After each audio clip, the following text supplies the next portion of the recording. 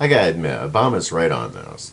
Yeah, they don't do preventive health medicine on the insurance claims and such.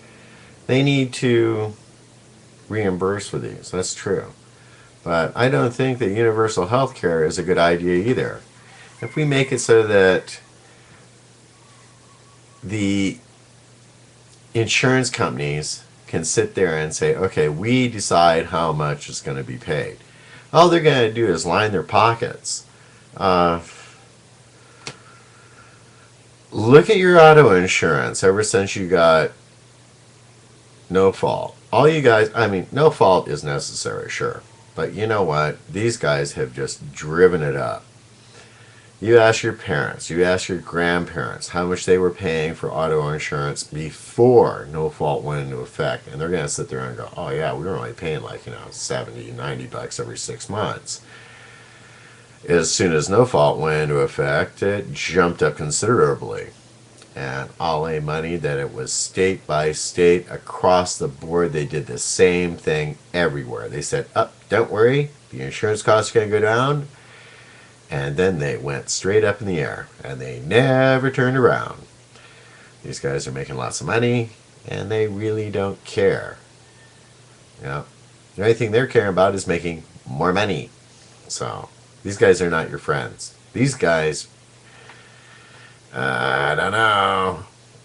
And as far as going with universal health care, well, the government's done such a great job with Social Security, Medicaid, Medicare, that, I really wouldn't want to see him screw this one up too. So think about it. Instead of paying a couple $100 a month, you might end up paying over $1,000. And this could happen in just the next few years. All you kids out there are like 17, 18 years old, just getting out of high school, starting for your jobs, heading for college. By the time you get out of college, by the time you get set in a trade, you're going to see exactly what I'm talking about if they go with this universal health care system. Decide what you need for yourselves in your own state. Look at the coverage. Look at what you can afford. Go to your state legislature. Have them do insurance reform. Not malpractice reform, but insurance reform, where they look at these insurance companies and say, well, how much money are you making off this state? What is your profit margin? And if they say, oh, we can't give you that, that's proprietary information. Well, you know what? I don't want to pay 100% profit margin for these guys. If they want to set up a fund where they have to have this in emergency for some kind of catastrophic happening where they have to have this money on the side, fine. But they better not be just doing it to line their own pockets.